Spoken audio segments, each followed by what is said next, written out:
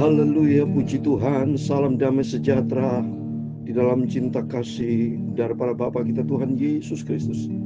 Selamat pagi pada Sabtu pagi tanggal 10 Agustus 2024. Kita bersyukur kepada Bapa kita Tuhan Yesus. Katakan, Yesusku sangat baik. Kita dipelihara sama Tuhan sampai hari ini, semua karena anugerah Tuhan. Kalau kita bisa sehat, bisa tidur nyenyak, bangun pagi untuk yang sehat, bisa bernapas hari ini anugerah Tuhan. Biar hari-hari kita isi hidup ini untuk perkara-perkara yang kekal, bersekutu dengan Tuhan Yesus. Mari kita sama berdoa, minta pimpinan Tuhan. Besok hari Minggu, harinya Tuhan, semua datang kepada Yesus. Biar hidup kita dijadikan Tuhan rumah doanya Tuhan, terus selalu bersekutu dengan Tuhan. Sebab tidak ada pribadi lain dalam kehidupan kita, hanya Tuhan Yesus, satu-satunya Tuhan Juru Selamat kita. Pada pagi hari ini sebentar nanti kita baca dalam perjanjian lama, Yosua 22 ayat 9 sampai 34. Kemarin kita baca Yosua 22 ayat 1 sampai 8. Terus berurutan. Hari dibaca ayat 9. Besok kita lanjutkan pasal 23. Terus kita berurutan. Nanti malam kita baca perjanjian baru. Malam perjanjian baru, pagi hari perjanjian lama. Kita lengkapi hidup ini dengan firman Tuhan, sampai kita suatu hari kelak berjumpa dengan Tuhan Yesus. Jadikan aku Tuhan, amin, haleluya, rumah doamu, haleluya, agar semua suku bangsa datang menyembahmu, amin, haleluya. Jadikan aku Tuhan, amin, haleluya, rumah doamu, haleluya, agar semua suku bangsa datang menyembahmu, amin, haleluya. Bawa hidupku sekarang ke tempat kudus-Mu Tuhan. Di mezbah-Mu ku serahkan seluruh hidupku, amin, haleluya. Penuhi hatiku sekarang, amin, haleluya, dengan urapan yang baru, agar aku lebih mendengarkan suara-Mu. Mari kita bangun hidup kita dengan doa. Jadikan aku Tuhan, haleluya, rumah doamu, haleluya, agar semua suku bangsa datang kepadamu, amin, haleluya. Jadikan aku Tuhan, haleluya, rumah doamu, haleluya, agar semua suku bangsa datang menyembahmu, amin, haleluya.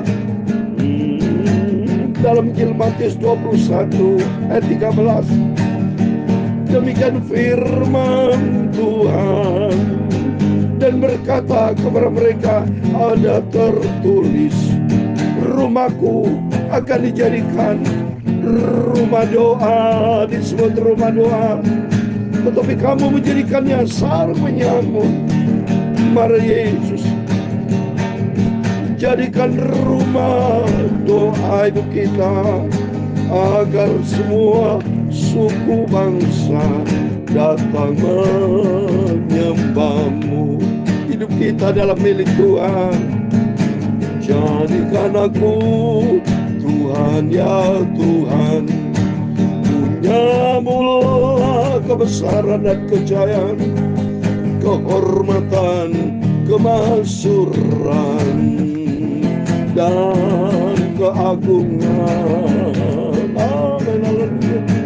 Ya segala-gala yang ada di langit dan di bumi, ya Tuhan, punya-Mulah kerajaan, dan Engkau yang tertinggi itu melebihi segala-galanya sebagai kepala.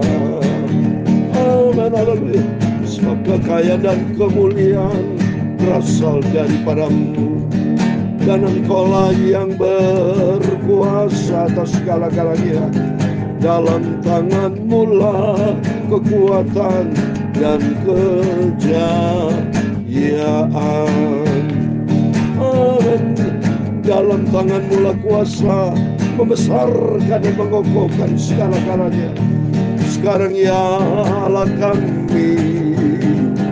kami bersyukur kepadamu dan memuji nama-Mu yang agung itu. Amin, haleluya.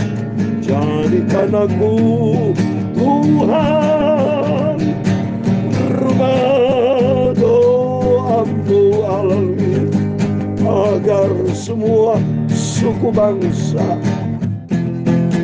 datang menyembah-Mu Bapa. Amin, haleluya. Tuhan Yesus, sucikan pagi ini kami membaca firman-Mu. Kami rindu akan firman-Mu Bapa, agar semua suku bangsa datang menyembah-Mu. Amin, haleluya. Agar semua suku bangsa bertobat, datang kepada Tuhan Yesus. Segala puji, hormat, kebesaran, ketinggian, kemuliaan, keagungan, kesempurnaan, kekudusan, tempat tertinggi di atas segala-galanya hanya bagi Engkau Tuhan Yesus Kristus. Kami sudah berdoa mengucap syukur, Allah. Amin, amin. Terpujilah Bapa kita Tuhan Yesus Kristus. Kita bersyukur pada pagi hari ini, semua karena rahmat anugerah Tuhan. Kita bisa hidup sampai detik ini, itu karena kepercayaan Tuhan. Tuhan masih percaya kepada kita. Oleh karena itu, kalau Tuhan percaya kepada kita, jaga kepercayaan itu, laku dengan setia, hidup di dalam firman Tuhan. Amin. Mari kita baca firman Tuhan. Firman Tuhan katakan tadi, Matius 21 ayat 13. Yesus marah, saudara. Karena ayat dia 12 dikatakan, lalu Yesus masuk ke bait Allah dan mengusir semua orang yang berjual beli di hadapan bait Allah. Ia membalikkan meja-meja penukar uang dan bangku-bangku pedagang merpati, dan berkata, kepada mereka ada tertulis, rumahku akan dijadikan disebut rumah doa, tapi kamu menjadikan seorang penyamun. Wah, marah, saudara. Karena rumah Tuhan bait suci dijadikan seorang penyamun, bisnis jual beli, bukan rumah Tuhan kudus. Tapi mereka senantiasa marah Tuhan. Karena kerinduan dari Tuhan, mari Bapak Ibu sama hidup ini jadikan mezbahnya Tuhan. Ada persekutuan dengan Tuhan, bergaul karib dengan Tuhan. Mari puji Tuhan, pagi ini kita baca firman Tuhan di dalam kitab Yosua. Karena berkaitan Yosua, di mana suku Ruben, suku Gad, dia membangun mezbah. Mari kita baca firman Tuhan.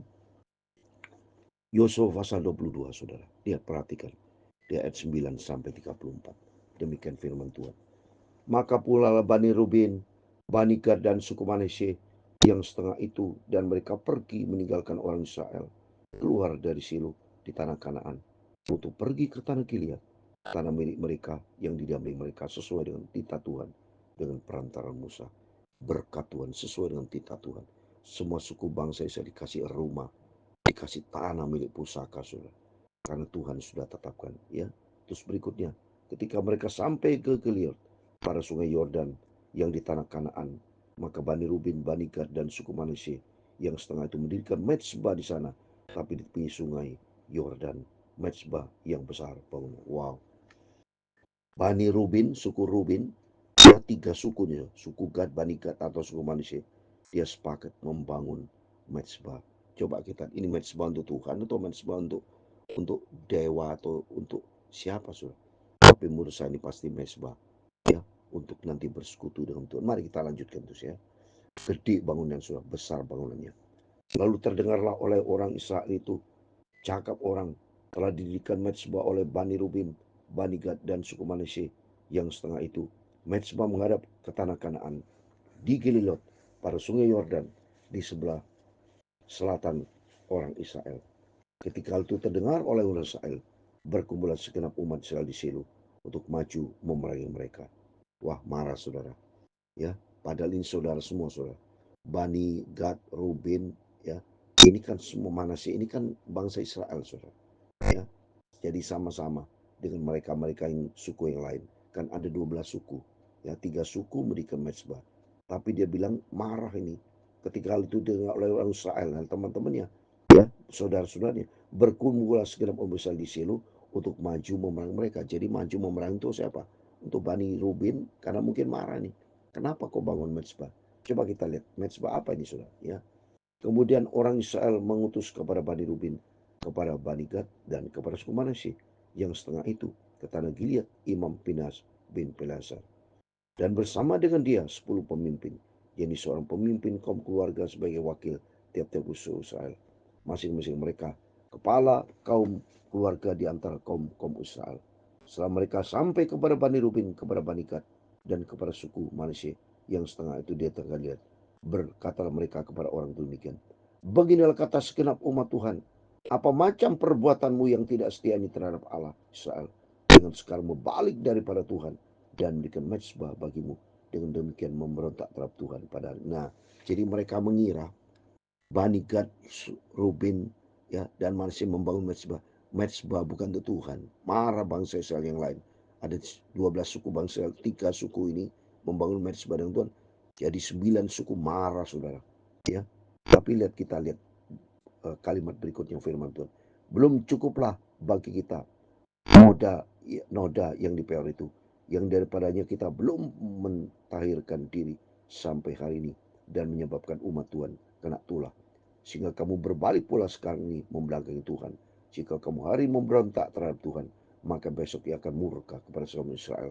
Jadi jangan sekali-kali kita di sini bisa belajar, soalnya kalau Tuhan marah kepada bangsa, jangan nyalakan Tuhan, tapi Israel yang bandel. Tuhan bisa murka karena dia tidak setia. Jangan sampai membangun mezbah atau untuk perkara-perkara lain, tapi bangun mezbah untuk persekutuan dengan Tuhan. Ya, jangan sampai kalau pasti bangsa membuat dewa-dewa, mempersembahkan anaknya dibakar. Wah, ngawur semua. Tapi malah firman Tuhan selalu kita dengar, kita baca, kita hayati, dan kita siap menjadi pelaku firman, ya. Bukan menjadi orang Kristen yang bandel, tapi menjadi anak Tuhan, ya. Terus ayat 19, tetapi jika sekiranya tanah milikmu itu najis, marilah menyeberang ke tanah milik Tuhan, tempat kedudukan kemah suci Tuhan, dan menetaplah di tengah-tengah kami. Tetapi janganlah memberontak terhadap Tuhan, dan jangan memberontak terhadap kami dengan memberikan mezbah bagimu sendiri selain daripada mezbah Tuhan. Jadi kerinduan bangsa Israel ada benarnya juga, saudara saya. Karena kerinduan diri kita, jangan sampai Bani Gad, Bani Manasye, ya, mereka membangun mezbah untuk dewa, ya, tapi harus membangun mezbah untuk Tuhan. Ya, inilah, ya, supaya mereka tahu bahwa mereka bangsa cinta Tuhan, ya. Ketika Agan bin Serah berubah setia dengan mengambil barang-barang yang dikhususkan, bukankah segera umat Israel kena murka? Bukan orang itu saja yang mati karena dosanya. Ya, ini sudah, ini kasih contoh. Suku Yehuda sudah bikin dosa, marah murka Tuhan. Pokoknya kita tidak boleh menyimpang dari firman Tuhan. Kalau kita sebagai anak Tuhan, ya, saya sebagai hamba Tuhan, tidak boleh saya main-main dengan dosa. Tak boleh, sudah. Stop. Berhenti, ya. Jadi itu hidupnya untuk Tuhan. Sehingga kalau hidup untuk Tuhan, Tuhan makin memberkati. Puji Tuhan, saya bersyukur kepada Tuhan kalau saya terus terang bersekutu dengan Tuhan. Senantiasa Tuhan menyertai saya, menyertai Bapak Ibu. Karena kita betul cinta sama Tuhan. Ayat 22. Allah segala Allah, Tuhan Allah segala Allah, Tuhan dialah yang mengetahui, dan patutlah orang Israel mengetahuinya juga. Jika sekiranya hal itu terjadi dengan maksud memberontak atau dengan maksud berubah setia terhadap Tuhan, biar jangan Tuhan selamatkan kami. Wow, marah. Kalau sampai itu betul buat Tuhan, Tuhan murka, saudara. Jangan Tuhan selamatkan kami. Coba ini, itu dari mereka, saudara. Jika sekiranya kami diberikan mezbah untuk berbalik daripada Tuhan, untuk mempersembahkan korban bakaran, korban sajian di atasnya, serta korban keselamatan di atasnya, biar Tuhan sendiri yang menuntut balas dendam terhadap kami, balas terhadap kami. Tapi sesungguhnya kami telah melakukannya karena cemas, Sebab pikir kami di kemudian hari anak kamu mungkin berkata kepada anak kami, demikian apa sahutnya dengan Tuhan Allah Israel. Bukankah Tuhan telah menentukan sungai Yordan sebagai batas antara kami dan kamu? Hai orang Bani Ruben, Bani Gad, kamu tidak mempunyai bagian akan Tuhan. Demikian mungkin anak-anak kamu membuat anak kami berhenti daripada takut akan Tuhan. Jadi mereka marah dan sampai berubah setia sama Tuhan. Tapi harus takut sama Tuhan. Demikian kita juga sama, saudara. Ya, saya memberikan nasihat kepada Bapak Ibu Saudara semua bersama saya. Mari kita takut sama Tuhan, membangun persekutuan dengan Tuhan, menjalin hubungan akrab dengan Tuhan, supaya kita tidak melangkah menurut kedagingan kita, tapi melangkah sesuai dengan apa maunya Tuhan. Ayat 26, sebab itu kata kami, biarlah kita mendirikan mezbah itu bagi kita, bukanlah untuk korban bakaran dan bukan untuk korban sembelihan, tapi supaya mezbah itu menjadi saksi antara kami dan kamu dan antara keturunan kita kemudian, bahwa kami tetap beribadah kepada Tuhan di hadapannya dengan korban bakaran, korban sembelihan, dan korban keselamatan kami. Jadi tidaklah mungkin anak kamu di kemudian hari berkata kepada anak kami, kamu tidak mempunyai bagian. Wah, benar saudara ya. Jadi komit sampai kepada anak-anak, dia menyembah Tuhan, membangun mezbah untuk Tuhan ya, sampai langkah yang terakhir.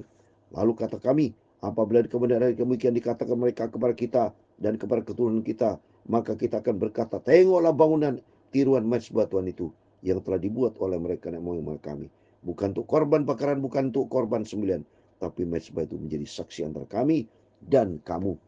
Jangan daripada kami untuk memberontak terhadap Tuhan dan untuk berbalik daripada Tuhan pada hari ini dengan mendirikan mezbah untuk korban bakaran, korban sajian, korban sembelihan. Mezbah yang bukan mezbah Tuhan Allah kita yang ada di depan orang. Jadi jelas intinya bukan untuk mezbah yang ngawur-ngawur, tapi mereka mezbah untuk Tuhan, saudara ya. Setelah Imam Pinas dan para pemimpin umat serta para kepala kaum Israel yang bersama dengan dia mendengar perkataan dikatakan oleh Bani Ruben, Bani Gad, dan Bani Manasye, maka mereka mengapa itu baik. Ya, berarti setelah dijelaskan baik karena dia benar-benar tidak mau, saudara ya, betul untuk Tuhan ya.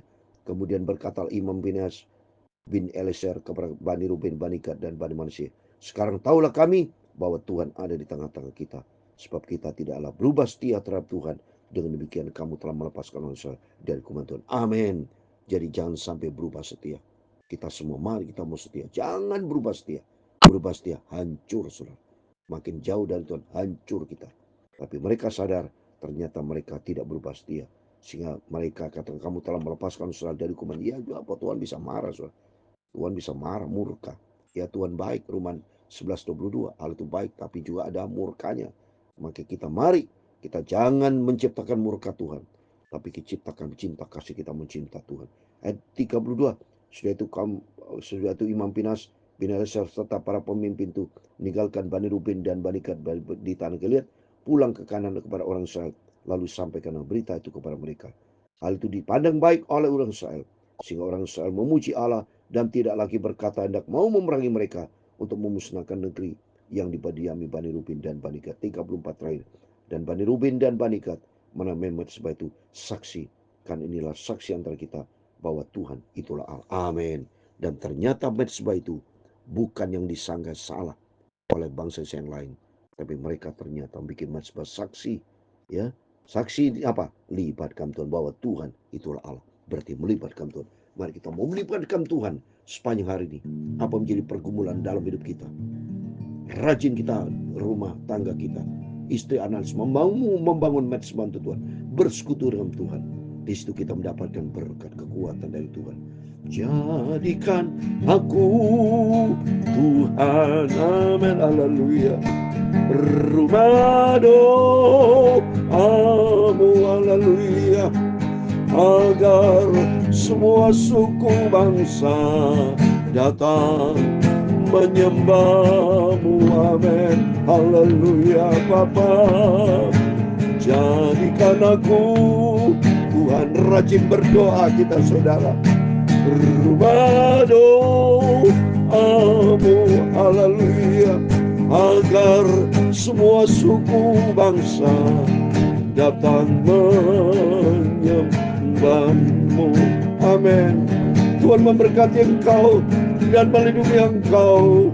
Tuhan menyinari engkau dengan wajah-Nya dan memberi engkau kasih karunia. Tuhan menghadapkan wajah-Nya kepadamu dan memberi Engkau damai sejahtera. Bapa kami yang di surga, dikuduskanlah nama-Mu, datanglah kerajaan-Mu, jadilah kehendak-Mu di bumi seperti di surga. Berikan kami pada hari ini makanan kami yang secukupnya, dan ampunilah kami akan kesalahan kami, seperti kami juga mengampuni orang bersalah kepada kami. Dan jangan membawa kami ke dalam pencobaan, tetapi lepaskanlah dari kami daripada jahat, karena Engkaulah yang punya kerajaan dan kuasa dan kemuliaan sampai selama-lamanya. Amin. Dalam nama Tuhan Yesus, kita membangun mezbah untuk Tuhan. Keluarga mezbah keluarga, saudara ya. Bapak Ibu semua cinta Tuhan, karena firman Tuhan katakan, saya kasih ayat penutup dalam 1 Korintus 6 ayat 17.